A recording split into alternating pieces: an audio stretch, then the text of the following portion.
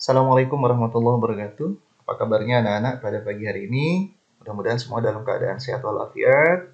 Tetap jaga kesehatan dengan mengikuti protokol kesehatan, yaitu 3M, menggunakan masker, mencuci tangan, dan menjaga jarak. Benar sekali. Pagi ini kita akan mendiskusikan tentang lembar soal uji pendahuluan yang sudah kita bagikan di pertemuan sebelumnya. Jadi pada pertemuan sebelumnya, kalian sudah menerima lembar soal uji pendahuluan tentang bangun ruang atau dimensi 3 yang terdiri atas 3 soal. Kemudian kalian juga Bapak minta untuk menginstal aplikasi GeoGebra di HP Android ataupun di laptop kalian. Tentu kalian sudah menginstal aplikasi tersebut dan sudah mempelajari atau menggunakan beberapa fitur yang ada di dalam aplikasi tersebut. Di pada hari ini kita akan coba simulasikan bersama bagaimana penggunaan aplikasi GeoGebra untuk membantu kita di dalam menyelesaikan soal-soal bangun ruang atau dimensi 3. Baik, kita coba mulai.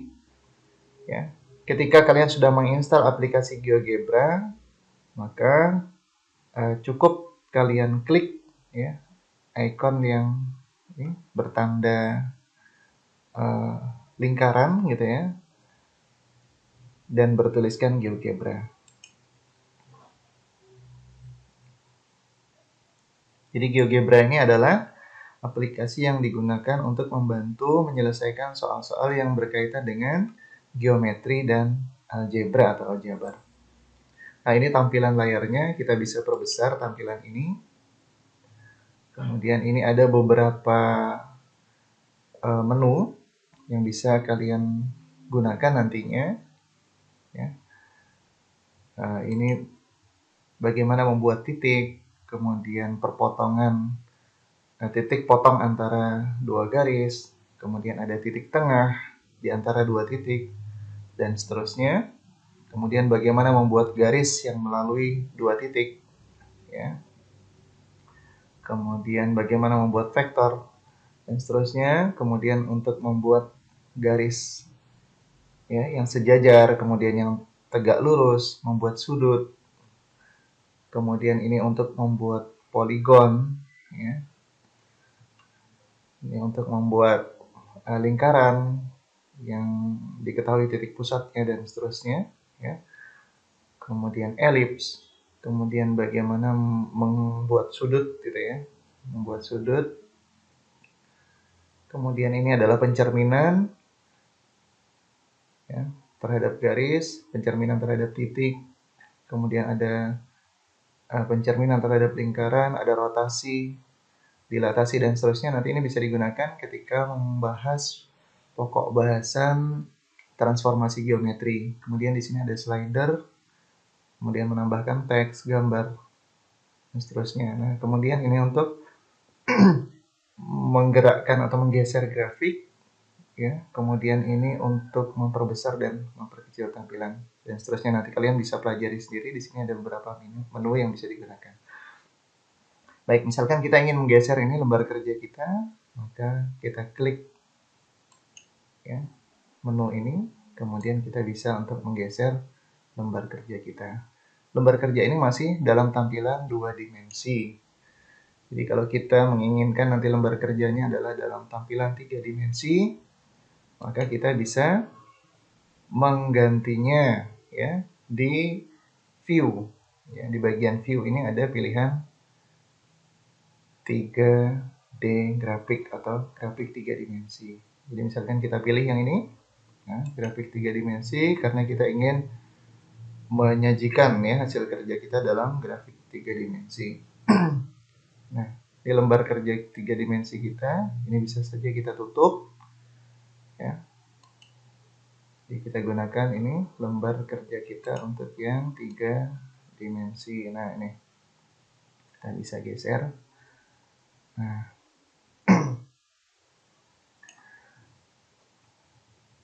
Jangan lupa ketika kita akan melakukan operasi yang lain menggunakan icon menu yang lain, maka ini harus dinonaktifkan gitu ya. Kalau ini masih dalam posisi aktif, maka ini hanya dapat digunakan untuk menggeser-geser saja ya. Maka kita biasanya memindah ke menu tanda panah ini. Nah, ini. Pada tampilan 3 dimensi nanti kita bisa memutar ya, merotasi objeknya. Jadi kita bisa melihat tampilan 3 dimensinya nanti. Nah, seperti ini. Nah, ya. Jadi kita bisa melihat tampilan 3 dimensinya dari sudut pandang yang berbeda tergantung dari arah rotasi yang kita lakukan. Nah, sebelum kita menggambarkan bangun ruang ya, pada soal yang diberikan di pertemuan yang lalu, kita harus pahami dulu di sini ada 3 sumbu. Sumbu yang berwarna merah ini mewakili sumbu X ya. Jadi mulai dari titik ini, titik 0,0,0.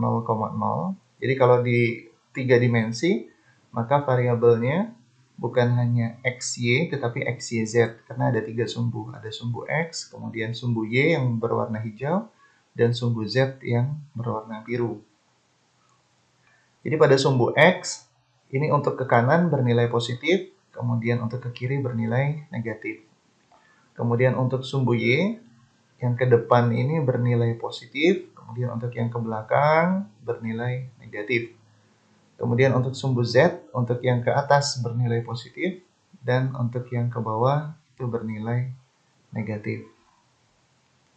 Nah, misalkan kemarin kita ingin membuat balok A, B, C, D, E, F, G, H. Kita lihat di sini, ini ada beberapa pilihan. Bangun ruang, ada limas atau piramida, kemudian ada prisma, kemudian ada kerucut, kemudian ada tabung, ya, kemudian ada kubus, ya, dan bangun ruang yang lain nanti juga bisa kita kembangkan dari menu-menu yang ada di sini. Misalnya kita ingin membuat balok A, B, C, D, E, F, G, H. Kita bisa gunakan nanti prisma, karena sebenarnya balok itu adalah prisma segi 4.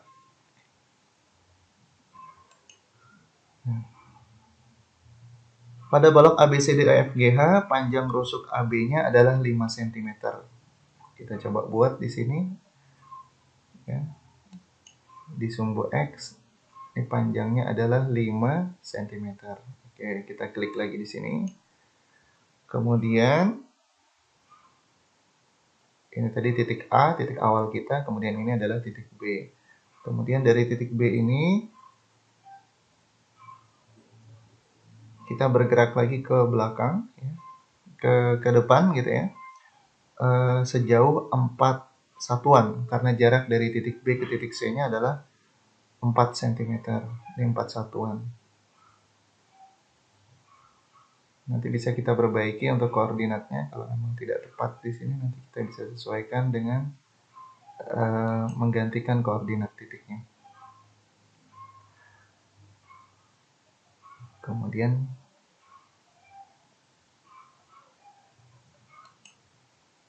kita tarik lagi kembali ke titik A. Kemudian tingginya adalah 1 satuan. Nah, untuk bagian yang masih belum sesuai, kita bisa perbaiki nanti di sini. Kita lihat titik A koordinatnya adalah 0,0,0. Ya. Kemudian titik B itu bergeser 5 satuan ke kanan. Jadi nilai 5-nya adalah 5 positif. Ya. Dari A ke B itu adalah 5 satuan, atau 5 cm kalau satuan yang kita gunakan. Ya. Berarti betul koordinatnya adalah X-nya 5, Y-nya 0, dan Z-nya 0, atau 5,0,0. Kemudian titik C ini sebenarnya koordinatnya adalah, di mana letaknya titik C? Titik C ini berada 5 satuan ke kanan, kemudian maju sejauh 4 satuan ke belakang, gitu ya. Berarti koordinatnya adalah 5,4,0, ya, karena titik C ini tidak memiliki ketinggian, ya, ketinggiannya 0, berarti seharusnya koordinatnya adalah 5 satuan ke kanan, 4 satuan ke depan, dan 0 satuan ke atas. 5, 4, 0. Nah, ini nanti kita perbaiki, ya. Nah, di sini kita double klik saja. Ini nilainya adalah 5, kemudian 4, kemudian 0. Kita enter. Nah, itu 5, 4, 0. Kemudian titik D itu letaknya di sini, ya. Artinya 0 satuan ke kanan, karena dia tidak bergeser ke kanan, tetapi bergeser 4 satuan ke belakang pada sumbu Y-nya. Berarti X-nya 0, Y-nya 4, dan Z-nya 0, ya, karena dia tidak memiliki ketinggian titik ini. Jadi 0,4,0 sudah sesuai. Kemudian ada lagi titik H. Titik H ini dia terletak di atas titik A. Pada sumbu X dia tidak bergeser ke kanan maupun ke kiri, jadi 0. Pada sumbu Y dia juga tidak bergeser ke depan ataupun ke belakang, jadi tetap 0. Tetapi tingginya adalah 1 satuan. Jadi 0,0,1. Ini untuk titik H. Benar. Nah, ini gambarnya, dan kita bisa melihatnya dari sudut pandang yang lain, gitu ya, karena ini bisa kita rotasi, bisa kita putar, gitu ya, sehingga kita bisa melihat tampilannya secara lebih nyata, gitu ya, timbang ketika tampilannya adalah tampilan 2 dimensi. Nah, untuk memudahkan kita, bisa juga tampilan warna pada bidang-bidang ini kita nonaktifkan, artinya tanpa warna. Caranya adalah kita klik di sini bagian algebra-nya, kemudian kita bisa pilih auxiliary objects. Nah, ini. Ya, kita klik saja, kemudian kita nonaktifkan untuk face, ini artinya permukaan atau bidang OFGH. Jadi bidang OFGH yang tadi awalnya warna merah, kalau ini kita klik, maka dia menjadi transparan. Kemudian bidang-bidang yang lain juga demikian, ADGH, CDGF, kemudian BCFE, kemudian ada ABEH, kemudian ada lagi satu lagi bidang ABCD. Nah, ini tampilannya seperti ini. Nah, ini dia. Nah, ini bisa kita perbesar, ya. Kita zoom saja. Nah, ini tampilannya. Nah, ini adalah tampilan 3 dimensinya. Nah, nih. Kemudian di soal pertama diketahui bahwa titik K adalah titik tengah rusuk EF. Baik, sebelum kita lanjut ke sana, kita perhatikan titik-titiknya dulu. Ini adalah titik A, titik B, titik C, titik D. Karena tadi kita mulai di sini adalah titik A, maka lanjutannya juga kita mulai dari sini, ya. A, B, C, D. Berarti ini titik E. Kita bisa ganti titik ini dengan cara klik kanan, kemudian kita rename. Ini kita ganti dengan titik E. Ya. Jadi untuk penamaan titik, usahakan arah putarannya sama. Jadi kalau ini A, B, C, D pada alas, maka pada bidang yang di atas, kita mulainya juga dari sini. E, ini F, G, H. Jadi yang masih belum sesuai titiknya silahkan diganti dulu namanya atau di rename. Ini OF, ini adalah titik G, kemudian ini adalah titik H.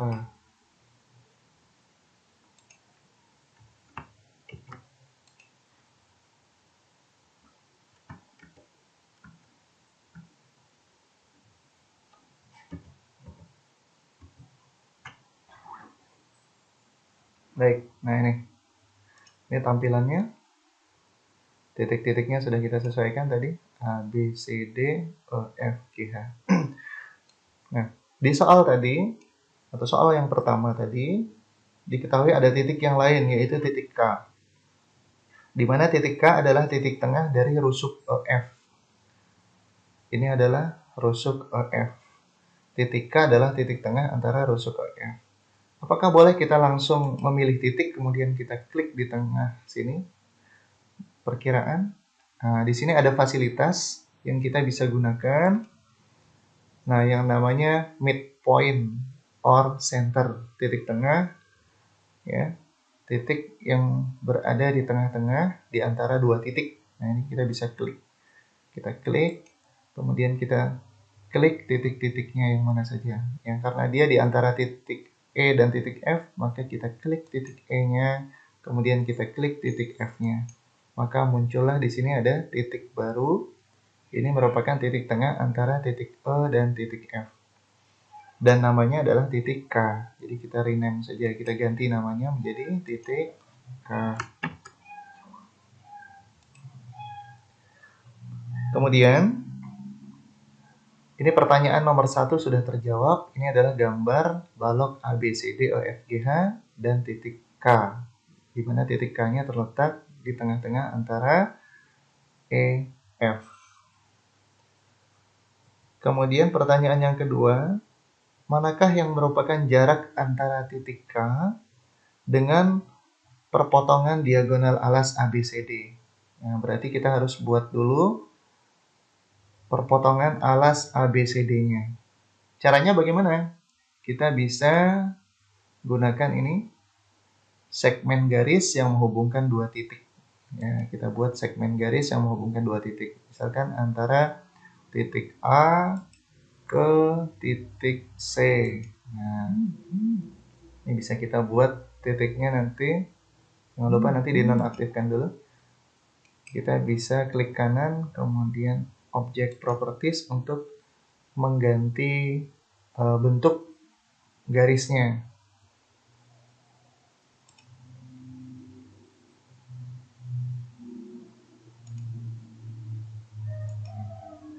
Ini misalkan warnanya tetap hitam, kemudian garisnya ukurannya misalkan kita perkecil menjadi 3 gitu ya, sehingga tidak terlalu tebal. Kemudian garisnya akan kita buat misalkan garisnya adalah garis putus-putus. Nah, ini tampilannya. Nah, ini kita bisa lihat di sini. Ini adalah garis yang menghubungkan antara titik A dengan titik C. Nah, ini. Karena diagonal alas itu dibentuk dari dua garis, yaitu garis AC dan garis yang menghubungkan antara titik B dengan titik D, maka kita buat satu lagi garis yang menghubungkan antara titik B dengan titik D. Nah, jangan lupa, kalau seperti ini masih aktif nih ya, ini masih aktif. Jadi kita pindah dulu untuk melakukan perintah berikutnya. Nah, ini kita bisa klik kanan, sama dengan yang tadi. Kita bisa kecilkan ketebalan garisnya, kemudian kita ubah garisnya menjadi garis putus-putus. Nah, ini. Baik, sekarang kita coba lihat hasilnya. Nah, ini dia. Ini adalah balok ABCDEFGH. Kemudian yang pada bagian bawah itu adalah diagonal alasnya. Nah, diagonal alasnya adalah yang ini, perpotongan antara AC dan BD. Bagaimana cara menentukan titik potongnya? Nah, titik potongnya bagaimana cara menentukannya? Apakah langsung kita klik di titik di sini? Nah, kalau kita langsung klik, khawatirnya nanti titiknya tidak tepat. Kita bisa gunakan di sini ada fasilitas yang lain. Ini adalah intersect, ya, perpotongan. Nah, perpotongan antara, kalau kita yang akan gunakan adalah perpotongan antara dua garis. Nah, kita bisa gunakan ini. Setelah kita klik tadi, kita pilih intersect-nya. Kita pilih garis yang pertama, kita klik. Kemudian kita klik lagi garis yang kedua. Nah, ini muncul sendiri, ini adalah titik yang baru. Ya, kalau tadi kita punya titik A, B, C, D, E, F, G, H, kemudian di sini ada titik K. kita bisa ganti namanya misalkan titik L atau titik yang lain ya, tergantung kalian. Boleh juga menggunakan titik-titik yang lain. Nah ini, kita lihat kembali, inilah tampilan 3 dimensinya. Nah ini.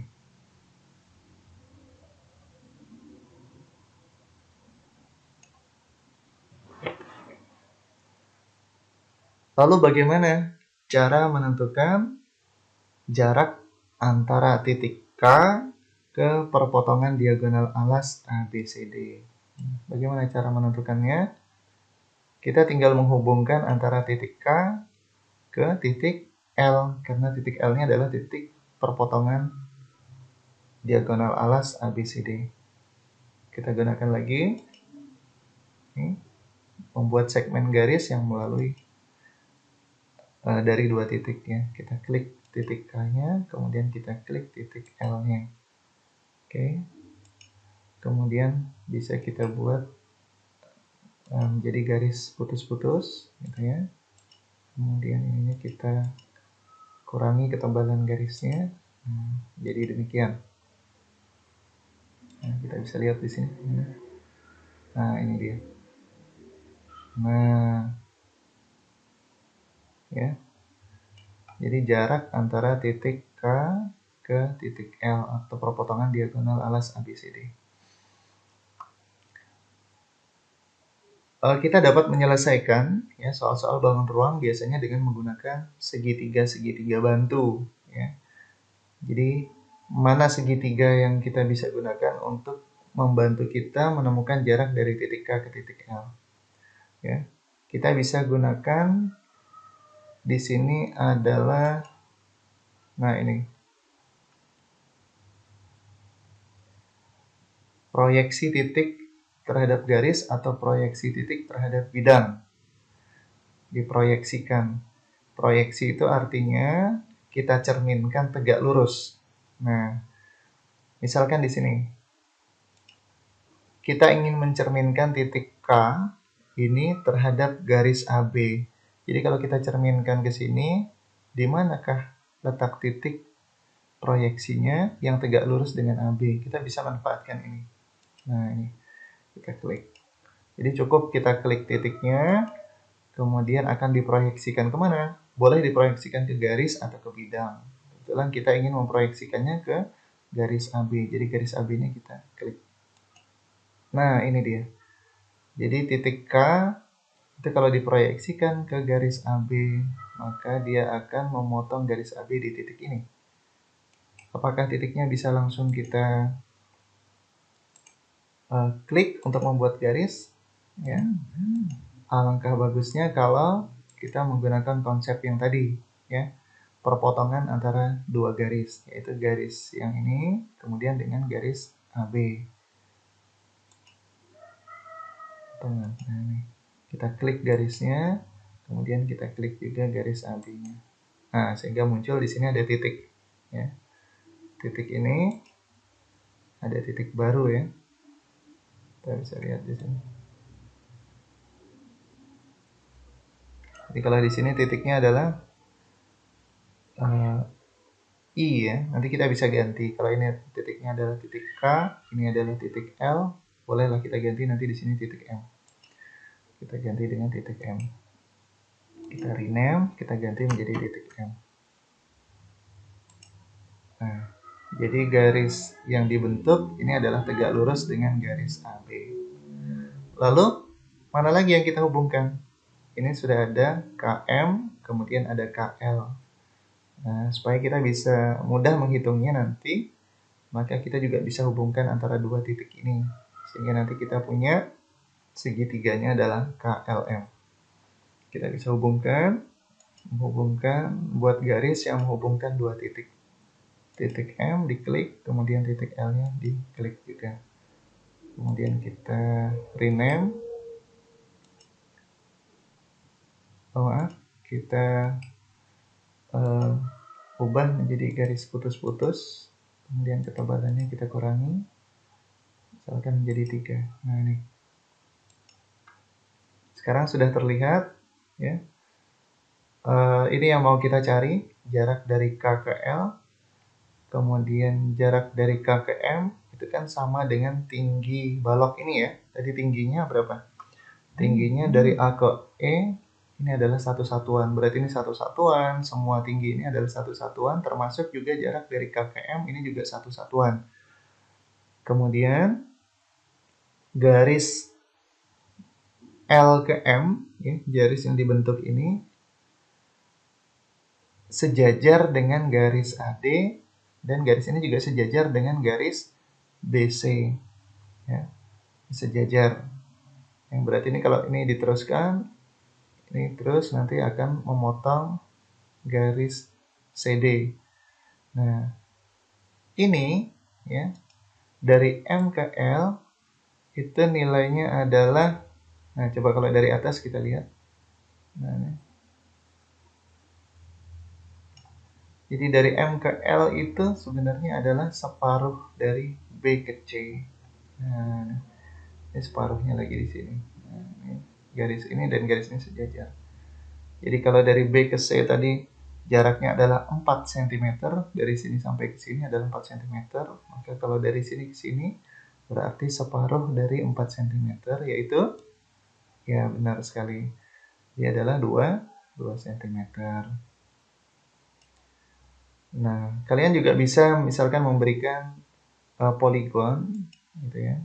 Diberi poligon supaya kelihatan Pak, bidangnya yang mana sih, segitiganya yang mana sih, ini kan transparan nih. Oke, jadi kalian pilih di sini, ini ada poligon, pian klik, kemudian hubungkan titik-titik sudut segitiganya. Ini klik, kemudian pian klik lagi, kemudian klik lagi di sini, kemudian kembali lagi ke sini. Nah, ini.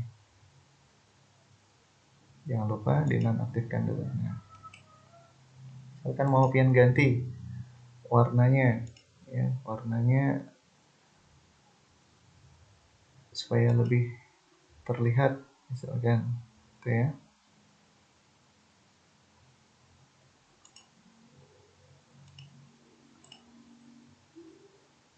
Oh, maaf, tadi yang terklik adalah garisnya.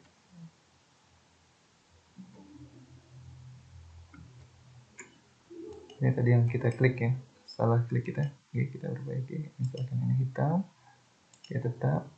Yang mau kita klik adalah ini. Nah, ini yang mau kita klik. Mau kita ubah warnanya, misalkan warnanya mau kita sesuaikan. Nah, misalkan seperti ini, supaya lebih terang, gitu ya. Misalkan. Nah, jadi kita bisa lihat sekarang. Nah, ini kita bisa rotasi. Nah, ini tampilannya. Nah,